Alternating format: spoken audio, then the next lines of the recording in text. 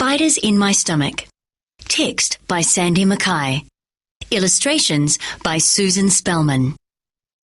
Laura and Lizzie are identical twins, but they are certainly not identical in personality. Lizzie loves performing on stage, but an audience gives Laura spiders in her stomach. So when Lizzie breaks her ankle, someone needs to convince Laura to help out.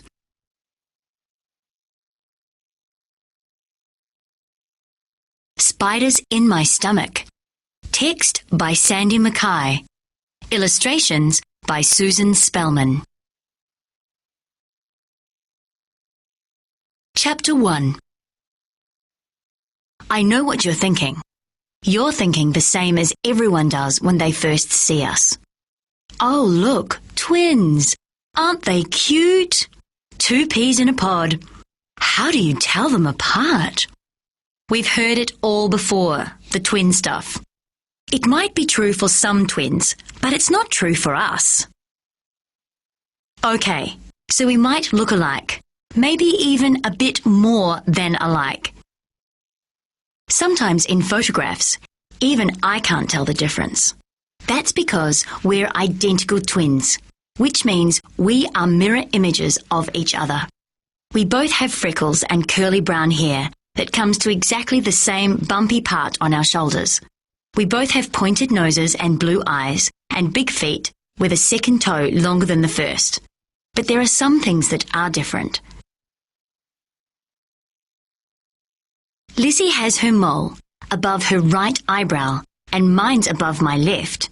And if you look really closely, you'll see that the gap between Lizzie's 2 front teeth is ever so slightly more to the left than mine is.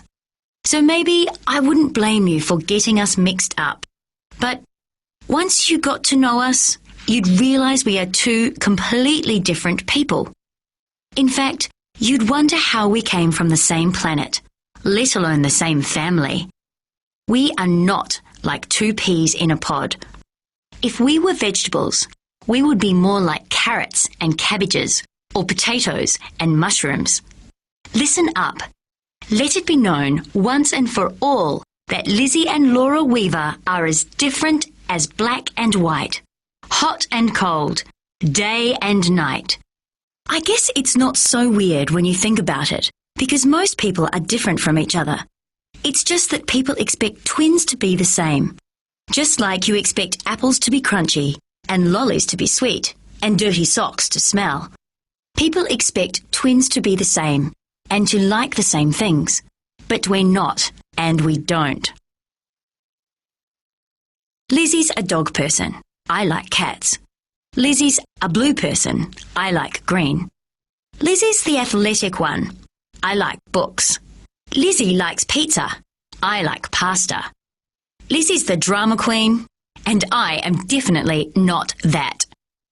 It took Mum a while to realise we were different. For a long time, she used to make us wear the same clothes. That's the great thing about having twins, she'd tell us, being able to dress them the same. Mum is very theatrical in that respect. She likes to make an impression, which is probably where Lizzie gets it from. I'm more like Dad, quiet and low-key. Last year, when Lizzie and I turned 10, Mum wanted us to have a joint birthday party. But the further into the arrangements she got, the more impossible the idea became. First, there was the cake. Lizzie had her heart set on a triple-layered chocolate gâteau with all the trimmings. I preferred carrot cake with cream cheese icing. Then there was the guest list. Lizzie wanted at least 10 friends. If she had had her way, the whole town would have been invited. Just think of all the presents, Laura. I didn't want that at all. I wanted just 3 people at my party. Aunt Alex, Uncle John, and my best friend Marco, who's a boy in case you were wondering. Oh, and Lizzie, of course. Well, maybe not, of course, because I had a sneaky suspicion I might enjoy it more without her. Not that I would dare say so. Anyway, the main thing was no fuss. A picnic at the park with ice cream would be fine with me. In the end, to save arguments, we had two parties. She hated mine and I hated hers. So that made us even. Chapter 2. On Friday at school, we have clubs. Actually, it's called options now. How it works is that every Friday afternoon, we go to our option and spend the afternoon playing the guitar or painting landscapes or doing rock climbing or learning how to cook Italian food. You can tell a lot about people by the kind of clubs they choose.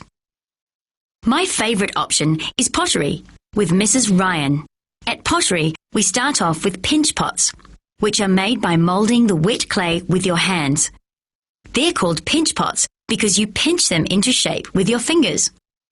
Once you've mastered these, you are allowed to progress to the wheel, which is a lot harder than it looks. My first attempt went completely haywire, but that's the good thing. You keep going until you get it right. Marco does pottery as well. It's cool. Mrs. Ryan plays reggae music, and we talk about all kinds of things while we're making pots. Lizzie doesn't take pottery. She thinks it's boring. Last term, she took rock climbing, except they only got to do it in the gym, which wasn't exciting enough, so now she's changed to drama. At the end of the term, we all get to show off the stuff we've learned. The guitar people have a concert, and the Italian cooking people cook something, and the painters join us potters to have an exhibition in the school hall. For drama, they have to perform a show for the parents. This year, the drama club is doing Cinderella, the modern version. When it comes to showing off, I'd rather show something I've made than get up in front of an audience. Actually, there's another reason why I don't do audiences. I once had a bad experience. I'll never forget it. They were doing this show at school, and Lizzie and I were the narrators, which meant we had to go on stage and introduce everyone. And because we were twins, they thought it'd be cute if we shared the lines, like a double act. We'd been practicing for ages, and we both knew our words off by heart. I had to say something like, "Our first act for the night is..." Then Lizzie would say, "Juggling Jimbo." Then on came Juggling Jimbo, who was really Martin O'Connell from room 16 with a sparkly shirt on. Then Lizzie would say, "Thank you very much, Jimbo." And I would say, "That's a very good juggling act. I bet you went through lots of oranges to get that good." Mum was so excited. She said she always knew we were going to be on stage, and she asked Grandma and Grandad and half the neighbourhood along to watch. So there they all were, sitting in the front row, and there were Lizzie and I, centre stage. It was such a weird feeling. The lights were bright, and it was so hot that our makeup started dripping. I stood by the chalk mark like I'd been told, but when I looked into the audience, I got this strange sensation, like my stomach was suddenly full of spiders. Lizzie said her lines without faltering. She stood up straight and tall and spoke with a loud voice as we'd practiced. Then it was my turn. I felt like I'd just stepped off the merry-go-round and my legs had turned to rubber. I felt like I might wobble all the way down the stairs. I forgot where I was and what I was supposed to be doing. Lizzie nudged me with her elbow. Everyone waited. All I had to say was, "Our first act for tonight is..." But I said nothing. My mind went blank. I couldn't remember a word. Lizzie nudged me again, and instead of pulling myself together, I burst into tears and raced off stage crying. Backstage, our teacher, Mrs. Berry, stroked my hair and got me water and said, There, don't worry about it." But I knew I'd really messed up, especially when Mum came to get me, and Mrs. Berry said, in a big, loud whisper, "It's stage fright, I'm afraid." "Do you think she'll grow out of it?" said Mum, who was obviously worrying about having only one stage star in the family instead of two. "Hard to say," said Mrs. Berry. Sometimes they do, sometimes they don't.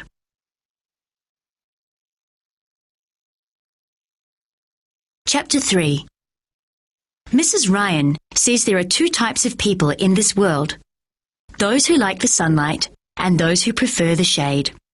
People are like plants, she says. Some thrive on attention and others just want to get on with things quietly. I guess that's the way it is with Lizzie and me. It's not something either of us can help. It's just the way we are. Mrs. Ryan says it's just as well we're all different, because imagine how boring the world would be if everyone was exactly the same. Not to mention confusing. Miss Harrison Morrison is teaching drama this year. She has glossy red lips and rings on every single finger. She wears long purple scarves and skirts that trail along the ground.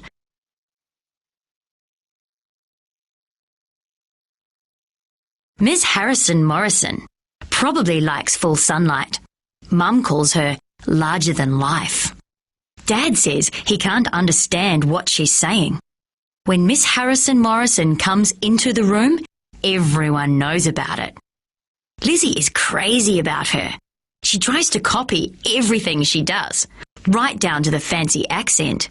One day I caught her putting on Mum's best lipstick and practicing in front of the mirror.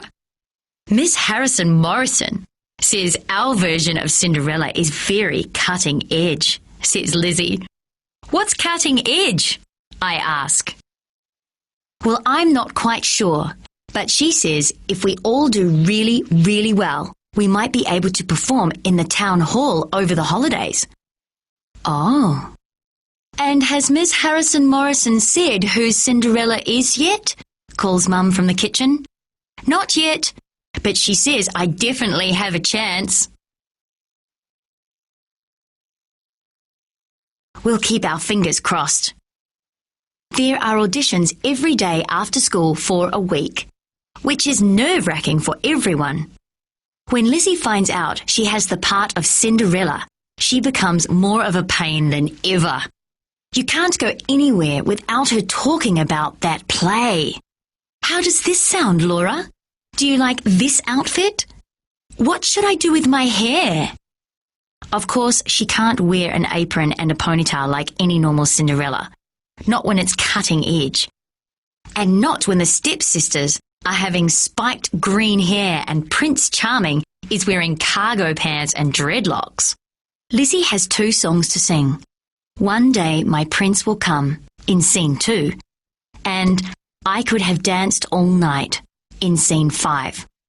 She's a fantastic singer, whereas I'm completely tone deaf.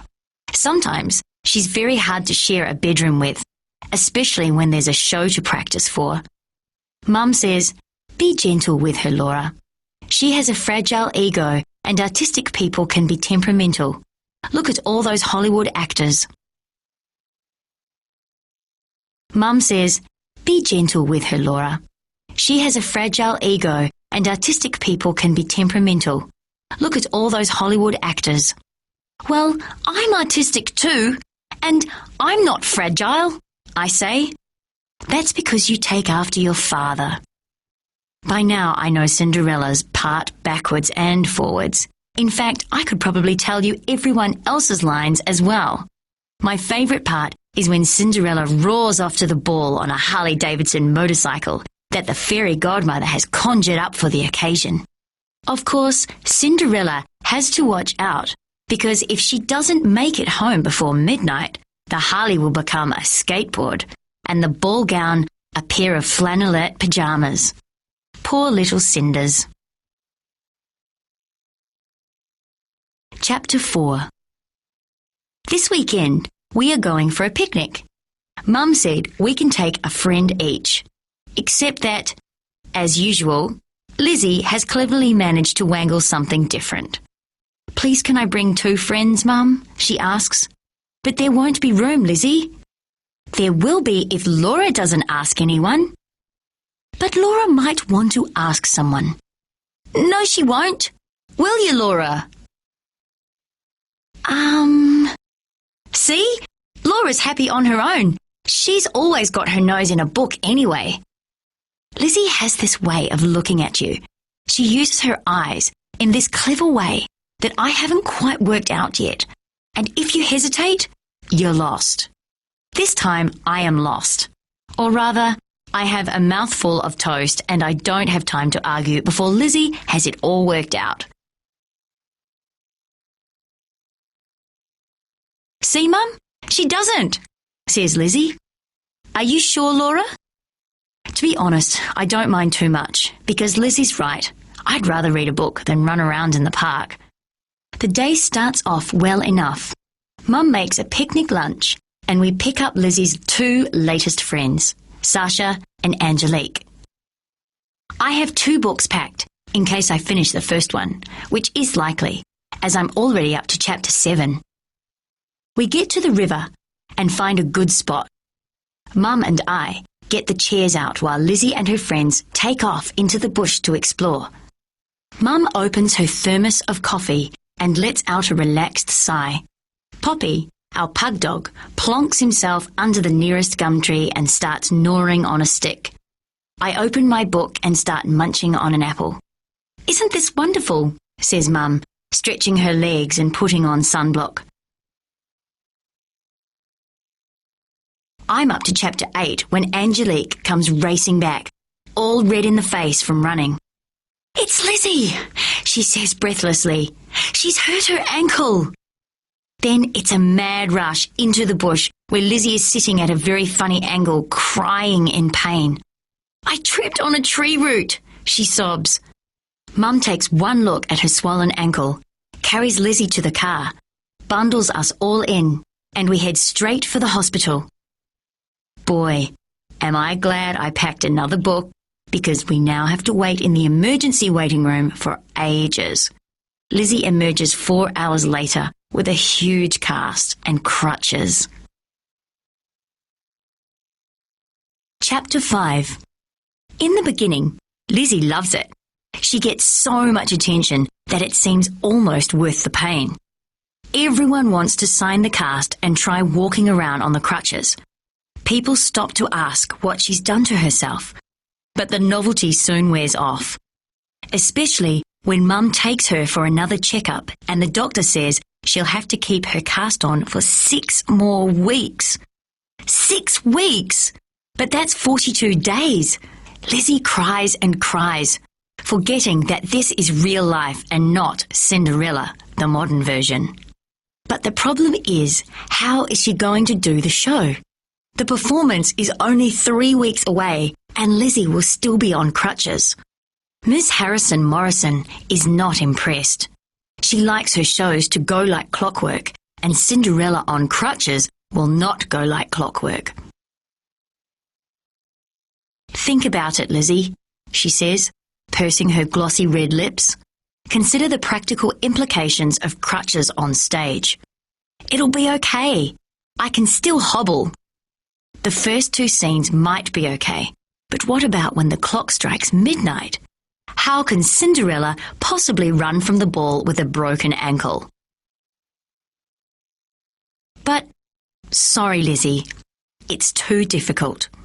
Maybe you could help out backstage this time. I'm sure we could do with another prop person, and Susie or Rana could play Cinderella instead, says Miss Harrison Morrison. Lizzie is devastated. A prop person? But I'm Cinderella. I know all my lines by heart. And what about the singing? Well, yes, there is the singing. You can always come to pottery and make pinch pots, I suggest, trying to cheer her up. Pinch pots? Wails Lizzie. Who wants to make boring pinch pots? Now, says Mum, your sister is only trying to help. But Lizzie refuses to cheer up. There must be some way I can still perform, she cries. It takes her less than half a day to come up with an alternative plan. Chapter 6. I should have guessed something was up, even though she's on crutches and it is my week on dishes. Lizzie insists on doing them all. She also makes my bed and gives me half her chocolate muesli bar at lunchtime. I should have suspected she was up to something. Finally, my sister comes clean. You know how sisters will do anything for each other? She asks in her sweetest voice. Will they? Of course.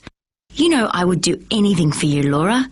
Like, if there was something you really, really wanted to do, I'd crawl over broken glass to help. Somehow the thought of Lizzie crawling over broken glass to help me is not something I can imagine.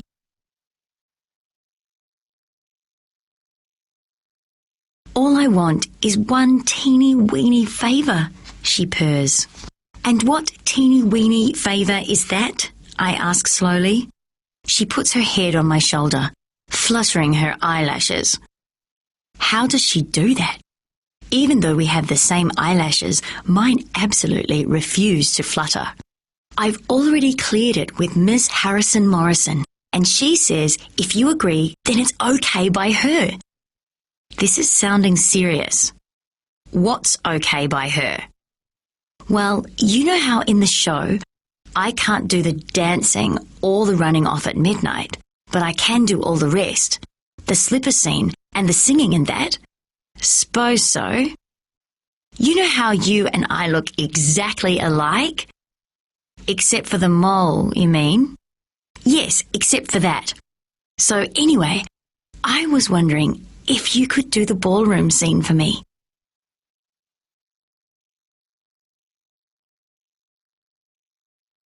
The ballroom scene? Not in a million years! But you'd only have to go on stage once, and you'd just have to say 2 lines and do a few twirls. 2 lines and a few twirls? My stomach hatches spiders at the mere thought of it. I shake my head vigorously. No way. Why not? Because I can't. But why? Lizzie! I look her straight in the eye to make sure she's listening. Do you really need to ask? Don't you remember last time? What last time? I get stage fright, remember? I freeze like an ice sculpture. I can't help it. I'm hopeless. Sorry. Now I need to change the subject. Come on, Poppy. Let's go for a walk. But no buts. But Lizzie won't take no for an answer. For the next 3 days, she tries every trick in the book. There's nothing she won't stoop to. But what if I do the dishes every day for a month, she pleads, and make your bed every day for a week, and put out the rubbish when it's your turn, and feed the cat, and give you half my pocket money, and no. Chapter 7. It's Friday and we are looking through magazines for pottery designs. Marco has found a nice Aboriginal design, and I'm looking at Scottish tartans because I like red and green. Mrs. Ryan, by some mysterious coincidence, has stumbled upon an interesting article about stage fright. Look, she says, this is an article about people who get stage fright. And it says here that some people actually fear being on stage even more than jumping out of an aeroplane. Really? Says Marco. But you can die from jumping out of an aeroplane. You can die on stage as well, Marco, I tell him. No, you can't. Yes, you can. Besides, I'd rather jump out of an aeroplane any day. Mrs. Ryan smiles. I thought you would. Do you know what else it says, Laura? No, but I have a feeling I'm about to find out. It says that when you're really scared of something, it makes it worse when you avoid it. How do you mean? Well, each time you avoid something, it only makes it worse for next time. You see, people are afraid of all kinds of things, and it's helpful to confront those things in little bite-sized chunks. Like, if you're scared of heights, you should slowly expose yourself to them. And if you're scared of the dark, you should turn your nightlight down a little bit each night. I see.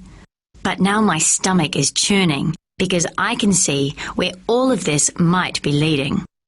And if you're scared of being on stage, then you should really try and help your sister out. Is that what you're saying?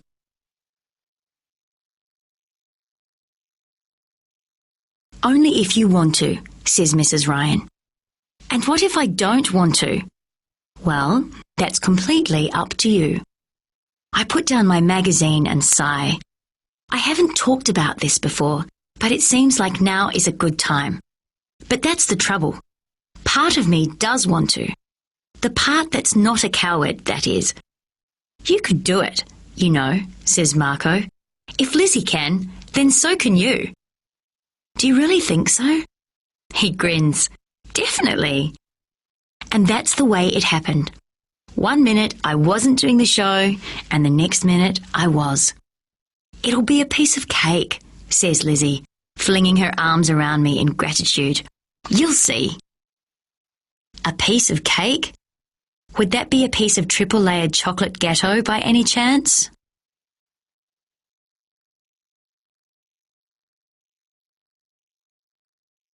Chapter 8.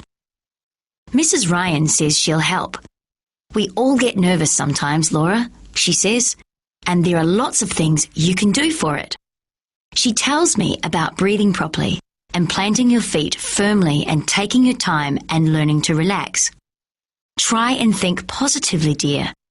But I am positive. Positive I'll make a mess of it. Okay, says Mrs. Ryan. Let's think. What do you have to do?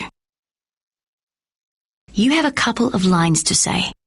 Then you dance with Prince Charming, and then, when the clock strikes midnight, you make a dash for it. Is that right? I guess it sounds easy when you put it like that. But the first rehearsal is a total disaster. I lumber onto the stage like an elephant, trip on a bunch of extension cords, and get tongue-tied instantly. The thing is, I know I'd be okay if there was no one watching. It's the thought of the audience that fills my stomach with spiders. The audience is scary. Take your time, says Ms. Harrison Morrison. Try and relax. But I'm close to tears. I wish I'd never said I'd do it. Try and calm down. Say your lines in a big, loud voice. I'd rather skydive any day. Miss Harrison Morrison is now looking nervous. If you're going to chicken out on us, Laura, then please do it now, she says. She's not going to chicken out, are you, Laura? Says Lizzie, looking like she'll bite me if I try. I don't know what to say, so I say nothing. It's all very well for Lizzie. She's used to all this. She's never had a moment's stage fright in her life. Being nervous makes her perform better than ever. Whereas in me, it dries my insides up. My mind goes into overdrive, and the more I think about it, the worse I get. And everyone is being so nice, which only makes it worse. What you are doing for your sister is lovely, says Mum. Yes, says Dad. We all know how hard this is for you, and we're very proud. Luckily, Mrs. Ryan is a real sweetie. Take deep breaths and count to 10, Laura, she says. Imagine it all going well. That's it. Now breathe in through your nose and out through your mouth. Deep and slow. Performance day looms closer. It's time for a pep talk from Lizzie. I am lying on our bedroom floor doing homework. Lizzie has her leg propped up with cushions. What's the absolute worst thing that can happen? She says. I could fall flat on my face. But of course you won't fall flat on your face. Or the words won't come out. Of course the words will come out. Or I could throw up on stage. Lizzie turns pale. Oh no, Laura, you won't. Will you? Let's hope not.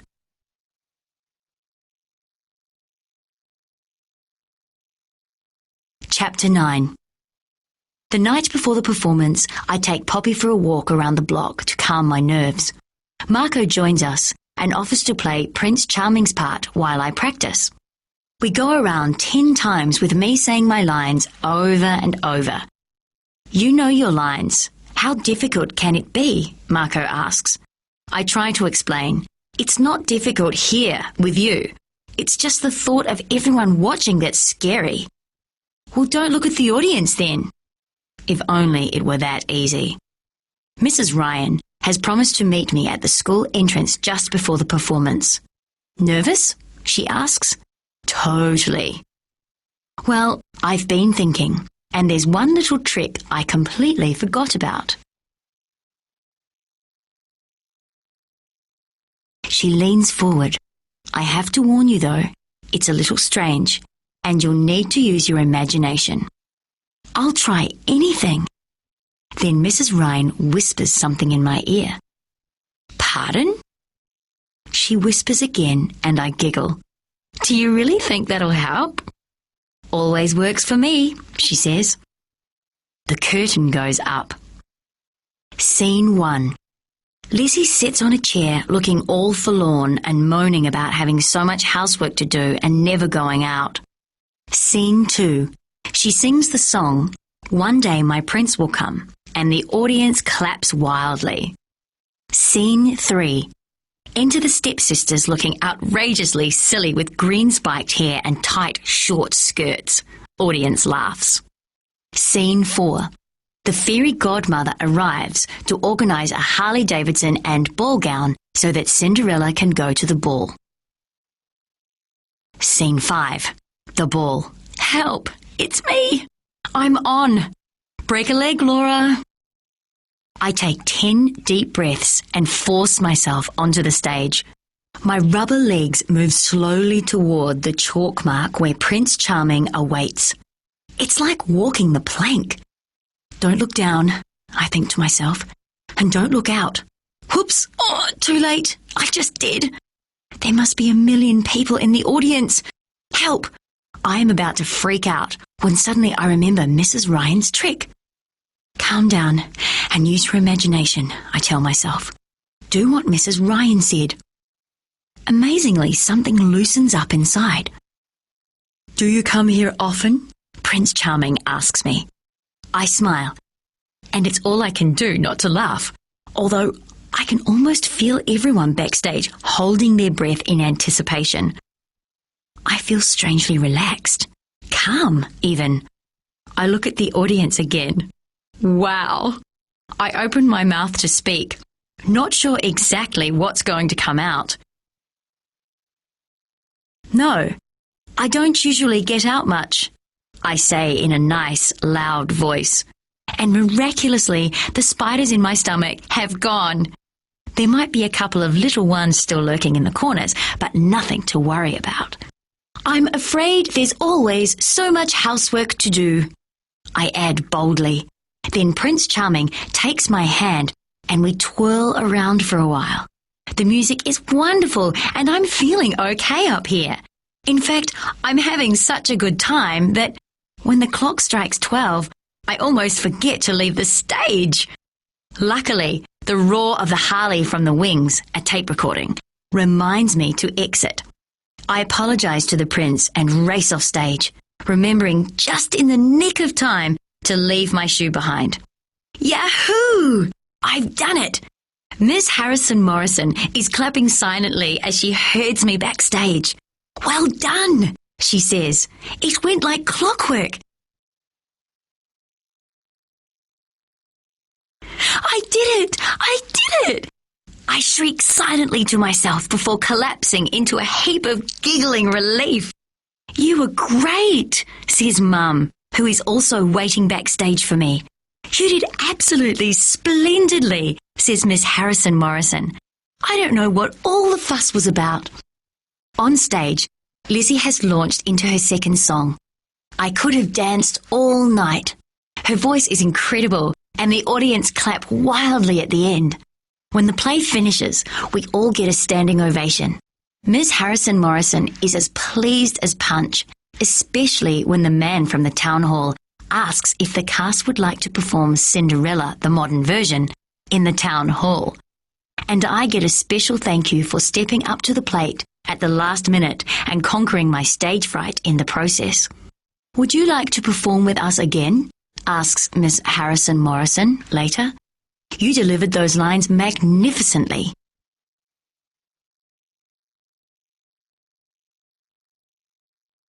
And the dancing was superb. But Lizzie will be out of her cast by then. I'm sure we could find another part for you. By now, Mum is squealing with excitement at the thought of 2 stage stars in the family again. I look over at Mrs. Ryan and Marco. Thanks for the offer, I say, but I think I'll stick with pottery and leave the stage stuff to Lizzie. Oh well, each to her own, I guess, says Miss Harrison Morrison. But if you ever change your mind... Chapter 10. After the show, there's a party for the whole school with special treats. Marco is diving into some biscuits. So come on, Laura, he says. What's the secret? What secret? How did you conquer your stage fright? Oh, that, I shrug, as if it were nothing at all. That was easy. Easy? Well, actually, it was Mrs. Ryan's idea. She told me to look into the audience and imagine them all with... Then I stop to make sure no one is listening. With what? I lean toward Marco and whisper, with no clothes on. Marco laughs and crumbs splutter from his mouth. Mrs. Ryan told you to imagine the audience with no clothes on? What for? Because with no clothes on, they don't look scary.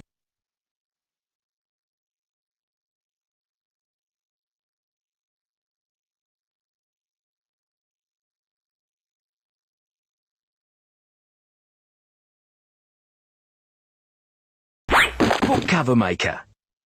Design a book cover for Spiders in My Stomach. Type your name, then click on Next. Type the name of your class, then click on Next. Type a sentence to describe the book, then click on Next.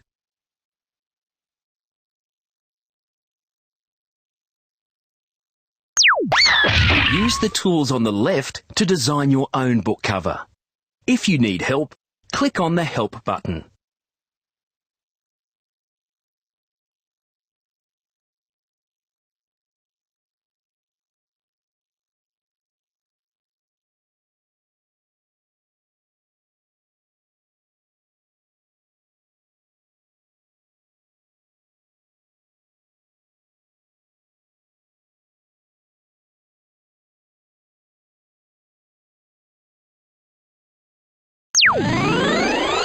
Now design the back cover.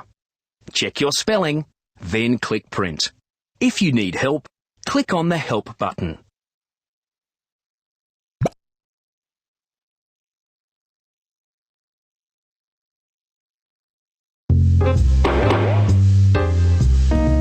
Play the great word game. Play against the computer or against... Write your name and click Next. Guess 5 words from Spiders in My Stomach. What's the word? Use the keyboard to type the word. You lose points for...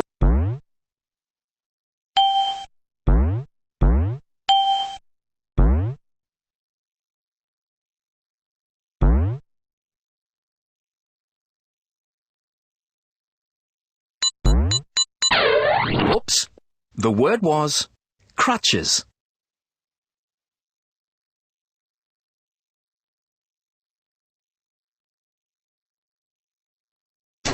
What's the word?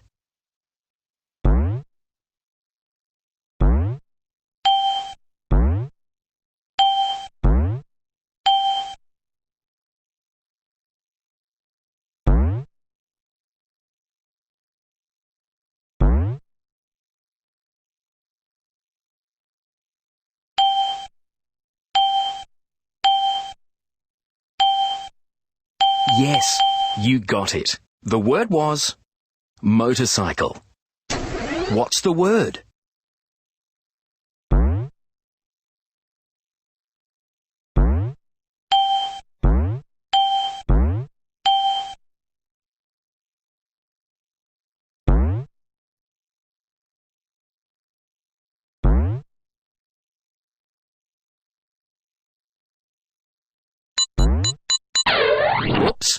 The word was pottery. What's the word?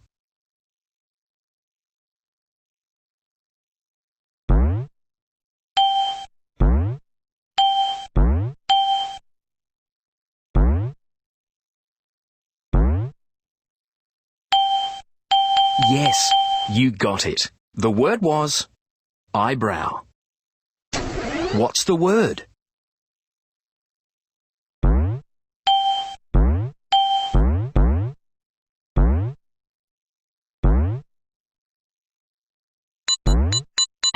Whoops. The word was thermos.